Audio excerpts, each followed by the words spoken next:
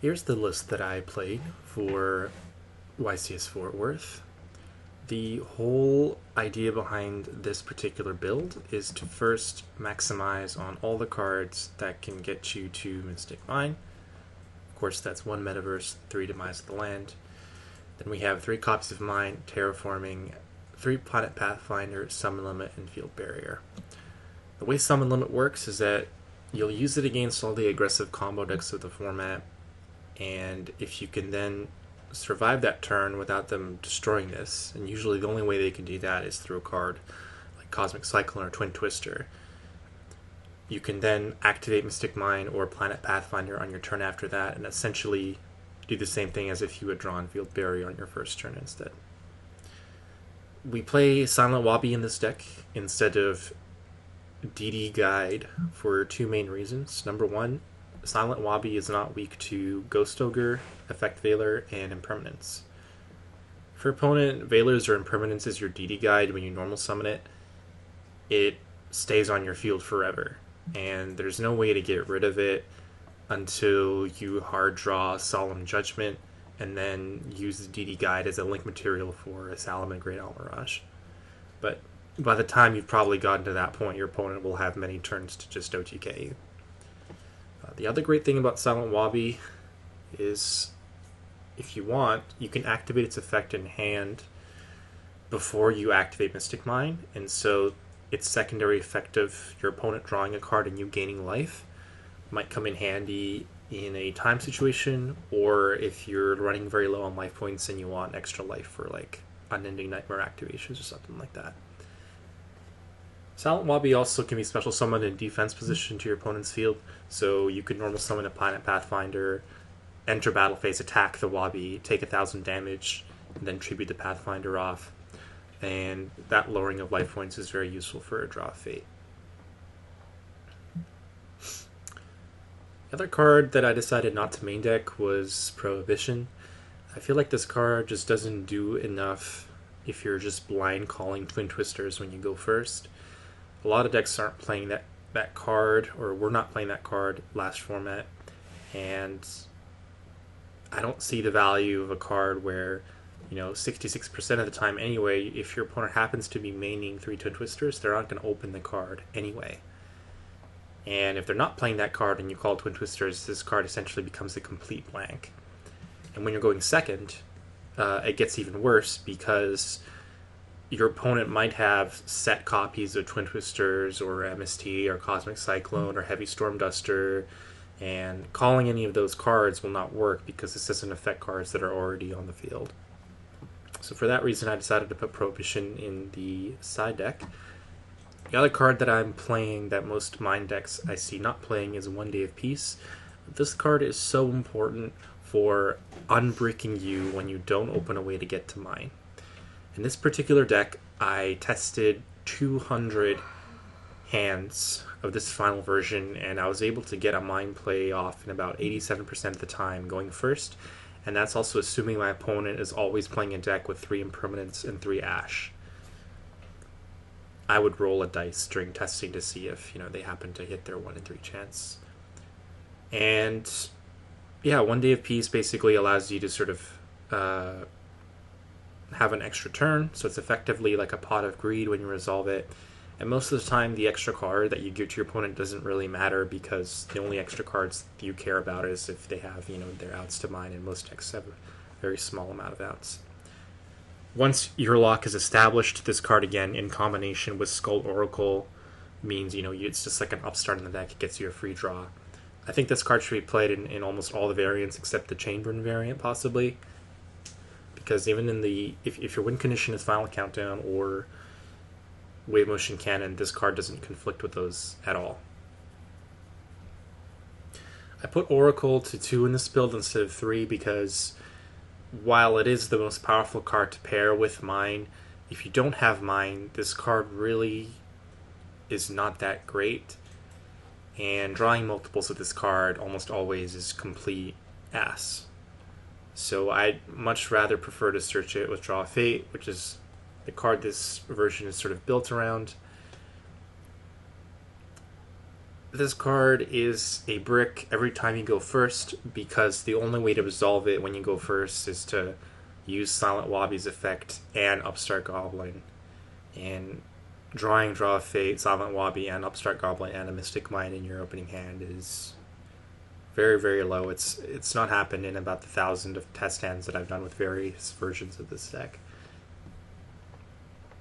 But on turn 2 and afterwards, if you can resolve your Solemn Judgment, your Upstart Goblin, or normal summon a Silent Wabi or Planet Pathfinder to crash into an opponent's monster, get yourself lower, you should be able to resolve this card.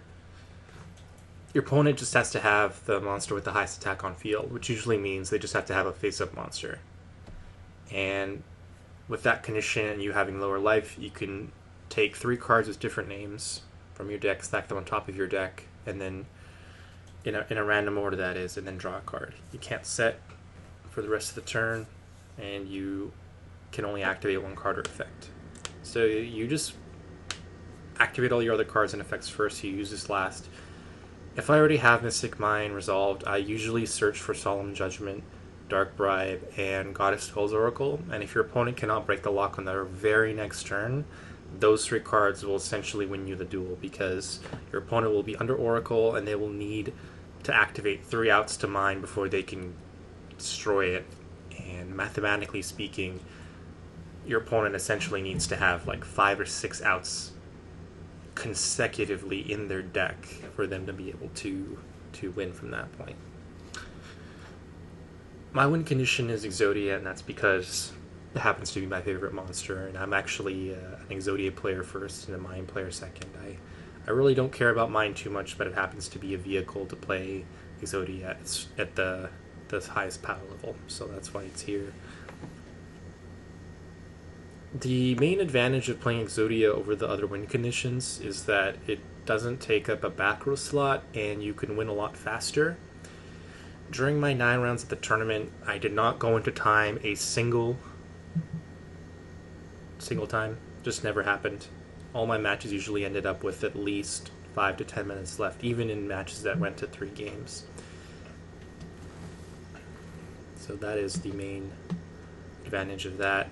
The disadvantage is that opening up with multiple Exodia pieces is like opening up with multiple bricks. So the bad hands you can get with this deck are a lot worse than the bad hands you can get with other variants of this deck. And if your opponent happens to be playing a card like Exchange or Trickstar Reincarnation in their main deck, you just auto-lose, because this deck doesn't have any other win conditions. I don't think it's correct to play other win conditions in this deck, because none of them synergize with Exodia, so you're not gaining any additional speed, and it will just lead to more inconsistency overall. And you're going to take the gamble and hope your opponent doesn't happen to have that random card that interferes with you. In the side deck, I sided mostly for going second, and I did decide to put in Prohibition, as earlier mentioned. This is pretty straightforward. During the tournament, I never sided in Nibiru. I felt like Lava Golem evenly were usually enough for the combo decks that I was playing against, and a lot of the good players knew how to play around Nibiru anyway, so I didn't want this sort of sitting in my hand dead. Twin Twisters was the last minute addition. I'd originally been playing Heavy Storm Duster. The reason this is in here is because the easiest way to beat Mystic Mine is to just go first, set a Twin Twisters, and then immediately Twin Twisters the Mystic Mine, or wait until Field Barrier is activated and then target the mine with the Twin Twisters, and then the Field Barrier resolves and you're stuck not being able to play any field spells for the rest of the game, which is automatic loss. So you want to clear out your opponent's back rows of the same counters they'll be using against you, and Twin Twisters is generally the best for that. You could possibly play Cosmic Cyclone. That certainly was a choice last format, and trying to clear out Crescendo given the amount of Orcus decks that were in the metagame. I think now that Mermaid is banned, I'm probably not going to play either, and I'll probably just bump up Evenly Matched to 3. That's what I'm testing right now.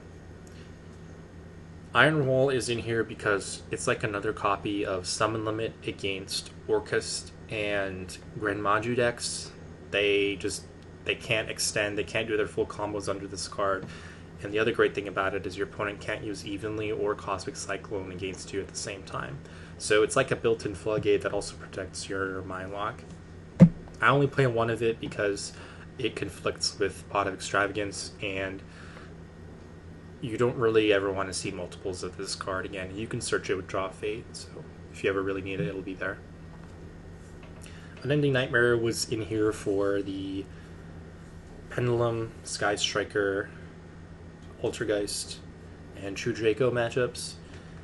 I didn't see it that much in the tournament, and against the matchups that I really needed it against, I wasn't able to resolve it, which is pretty sad, but the fact that it pays life points also really synergizes well with Draw of Fate, so it's a great card going first. Even going second against its lower decks, it's very powerful. You need this to win against the Sky Striker, because you have to clear their Area 0 and multi-roll. If those cards resolve, you basically lose the game. It's just too easy for them to keep their monsters slots open, and your mine is sort of almost always on its own. The Jar of Avarice is in here for anybody who is playing the Neospatian connector engine, paired with Aqua Dolphin, so if they happen to discard an Exodia piece, you don't automatically lose.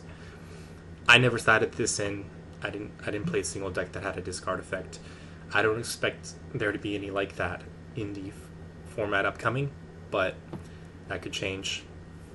I did experiment with playing this card in the main deck for a while as a way to utilize the Exodia pieces, because you can normal summon them and crash them into opponents' monsters again to meet the activation requirement for Draw of Fate.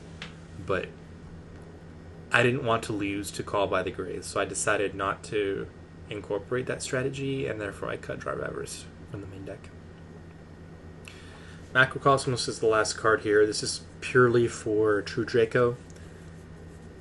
If they resolve Dragonic Diagram, they're going to be able to continuously cycle their spell cards through, what is it called?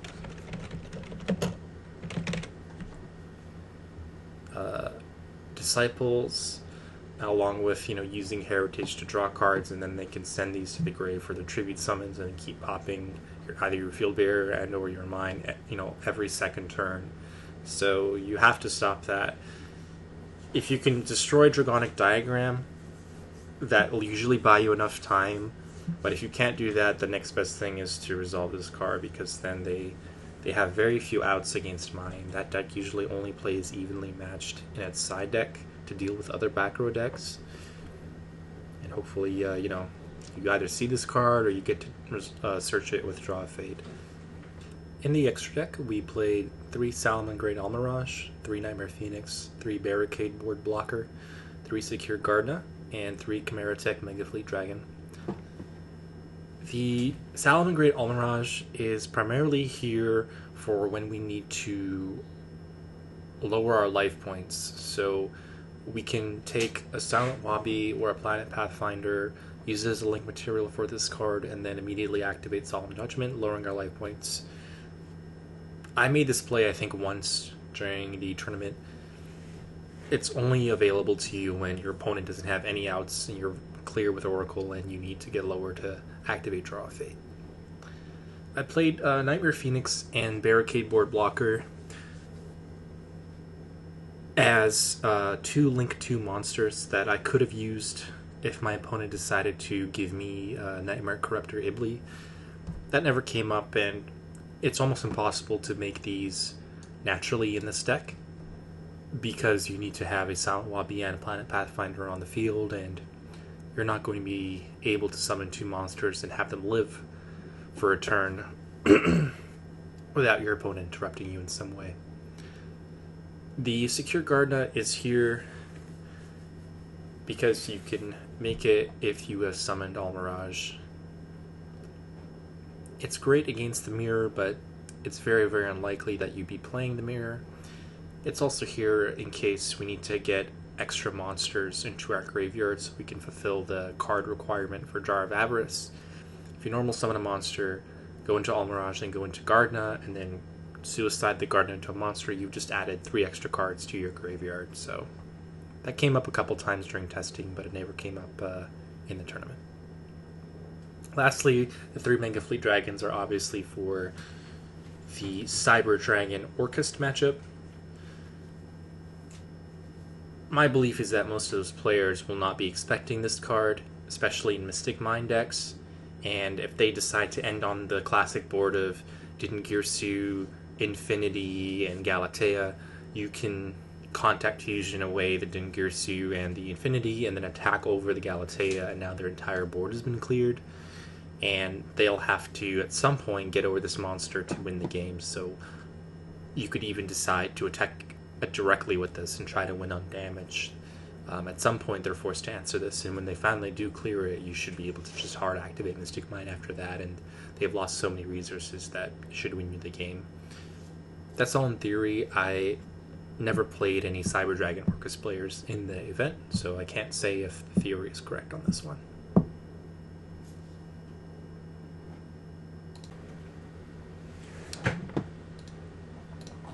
So here's a summary of my overall matches for the tournament. Round 1, I played Lunalight Orcus.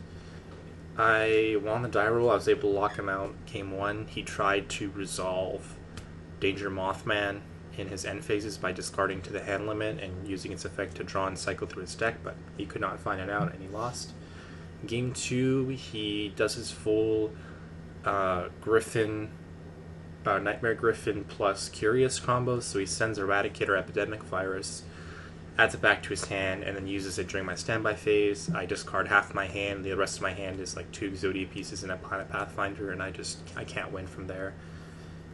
Game 3, he makes a misplay by normal summoning Lunalight Emerald Bird to discard a Lunalight from his hand and then draw a card, which allows me to hard activate Mystic Mine on my second turn and basically lock him out again. Had he not done that and just left his field open, I wouldn't have had a way to ensure the lock, so he would have had way more turns to draw into his outs.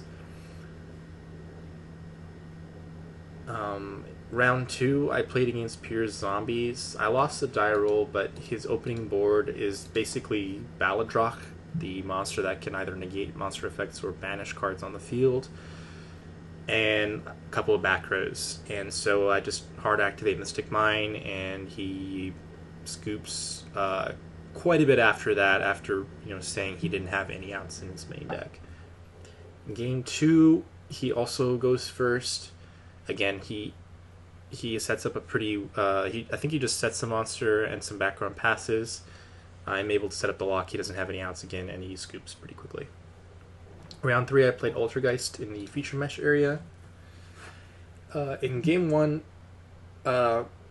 my opponent basically has a one set remaining, and I have a set Solemn Judgment, and I asked my opponent if spoofing sort of shuffles in for cost, and it does, but he actually doesn't say anything to my question. I later realized that you can't activate personal spoofing and its effect at the same time. He has to activate the trap card first, and I had a set Solemn Judgment, so I would have been able to negate his spoofing.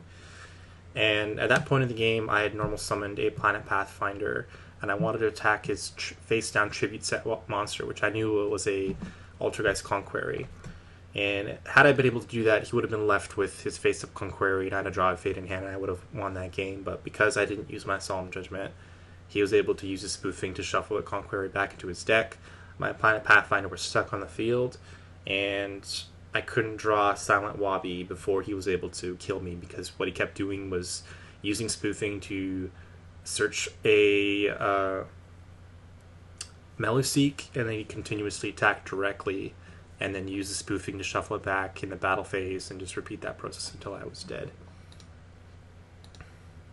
In game 2, there was a point in the game where he had activated Altergeist Manifestation, I believe. It's the pseudo Call of the Haunted of the archetype. And after it resolved and this monster was summoned, I should have used my Unending Nightmares effect to pop it. And that would have destroyed the monster that it summoned, and then he wouldn't have been able to make Altergeist Exodia. But because Manifestation is not a continuous card, and my opponent was playing quickly and not really asking me for a response, I kind of missed that, so that was a big misplay on my part. I think had I been able to resolve that, and stop him from summoning Hextia, probably the game would have been within reach, but once that monster is summoned, my opponent can use its effect, more than one time per turn. So if they have like Multi-Faker in hand and more copies of Manifestation, it's very difficult to play through that. In round 4, I played Sky Striker. I lost the die roll. My opponent went first and resolved both Area 0 and Multi-Roll in game 1. I couldn't draw Silent Wobby, and I didn't draw Field Barrier either, so I didn't have any way to prevent him from clearing his own field and destroying my mine. In game 2, I decided to go first, but I don't open Field Barrier. I believe I resolve Oracle as well, so I know that he has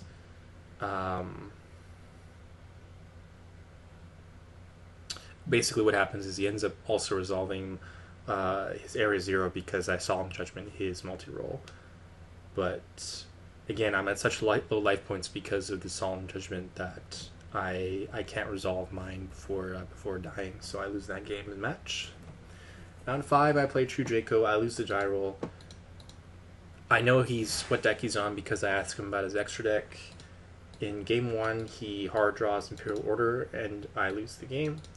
In game 2, I make the mistake of going first, and I should have actually made him go first, and just passed with an open board. True Draco cannot put lethal damage on board on their first turn, and sometimes it even takes them 3 turns to assemble lethal damage if they don't open a lot of monsters. So the game plan should have been to just let them make a board and draw into evenly matched, and then, once I can clear their board, then start setting cards. At that point, then you're not playing into the spell graveyard effects that will destroy your back row. But I go first, I don't draw Field Barrier. He resolves Draconic Diagram again, and I lose the game from there. Round 6, I play Lunalight Orchest. I lose a die roll, my opponent goes first. He does the full Lunalight combo, so he ends on Galatea, Dingirsu, Orcus Crescendo, an Unknown back row, and Abyss Dweller. I happen to open up double Mystic Mine, so he negates the first one, and then I play the second one, and I win the game from there. Game 2, he goes first again, this time making a similar board, but with Tornado Dragon instead of Abyss Dweller. I activate Extravagance, and I draw into Metaverse as my last card. I also had Lava Golem in my opening hand. I use Lava Golem on his Tornado Dragon and the Galatea. I then set the Metaverse, and I activate it during his draw phase. He doesn't have a response to it, and I win the game from there. Round 7, I played Endymion Magician Pendulum. Lose a die roll, my opponent goes first and ends on a board of Vortex Dragon, Destrudo, and Hieratic Steel. I'm pretty sure the board he could have made should have been better than that. He should have at least had F.A. Dawn Dragster and maybe one more kind of interaction or negation. I normal summon Planet Pathfinder, activate its effect, he doesn't have a response. I use Terraforming, he doesn't have a response, so I have 2 Mystic Mines now in my hand. I activate the first one, and he doesn't have a response again. So it resolves, and my opponent basically punted that game, so I win pretty easily after that. In game 2, he makes me go first. I have Mystic Mine and Field Barrier, and I win easily after that. In round 8, I played Abyss Actor, Sky Striker Pendulum. Lose the die roll in game 1. He makes me go first. I resolve Oracle, see the top 3 cards of his deck, and I realize he's playing some kind of weird Pendulum Abyss Actor mashup deck. We kind of play draw and go once I resolve my Mystic Mine, and I don't see any outs, so he scoops once he sees Exodia, which happens many, many turns later. In game 2, I expect him to make me go second, so I side out my Silent Wobbies, and he ends up making me go first, which is a surprise. So I am able to set up the lock, but because I don't have any Silent Wobbies in my deck and he hasn't summoned any monsters, I can't use Draw Fate. So at this point, I have to just sort of play a draw pass until I hopefully hard draw into the Exodia pieces, which eventually happens. Many turns later, I win the game with about 5 or 6 cards left in my deck. Last round, round 9, I played against Lunalight Orchest. I lose a die roll. I win game 1 because his opening board is not very strong, and I'm lucky and I snipe a couple of the dangers he has in his hand. I activate Pathfinder, it resolves, I activate Mystic Mine, and he chooses not to negate it with Crescendo, which I think is a mistake. But I believe I either had Metaverse or Demise of the Land in the rest of my hand, so even if he had negated it, I still probably would have won this game. I resolve Scald Oracle, and he concedes the game shortly thereafter. In game 2, he makes me go first, which again, is a decision I never encourage people to do when they're playing this deck. I brick, I don't open a way to resolve Mystic Mine. He does a quick Orchest combo, makes Boral Sword and Dingirsu, and attacks me for game. Game 3, I open the best hand that I have opened the entire tournament, which is Mystic Mine, Field Barrier, Prohibition, Scald Oracle, and Dark Bribe. I activate the Mine, then the Field Barrier, then the Prohibition, calling Cosmic Cyclone, then the Scald Oracle, see the top 3 cards of his deck, none of them are impactful, and then I set Dark Bribe. During his turn, he attempts to use Evenly Matched, but I negate it with Dark Bribe, and he concedes shortly thereafter.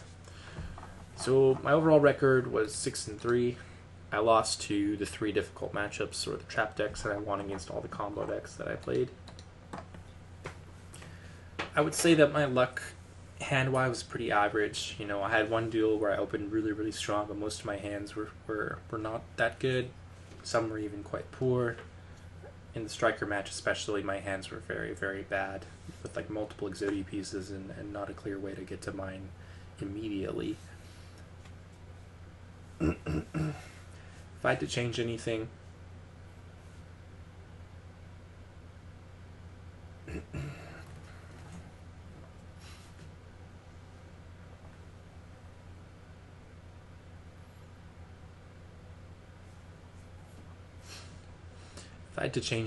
from the list, it would be to play a 3rd Silent Wobby, which would have really been helpful in the Ultrageist Sky Striker matchups, and it might have also helped my consistency overall when going first. I probably would have cut one of the summon limits for a Silent Wobby. And the only other thing I might have considered was to cut Goddess Skuld's Oracle and one other card from my main deck to play the 2 Unending Nightmares in the main deck. I had a wonderful time playing at YCS Fort Worth. Shoutouts to all the special duelists that I met there. Quite a few of you recognized me from MST.TV's video, which was really awesome. And there was one guy who was cosplaying as Bakura and playing Mystic Mine Final Countdown. You're an awesome dude. It was nice to catch up with you. And finally, Lewis was my round out opponent, and you were a fucking comedian, dude. You're so funny. It was awesome to meet you. Hope I see you again at the next YCS. My name is Yvonne. On behalf of Team Dark Magic Ian, I'm signing out. Wishing you all the best.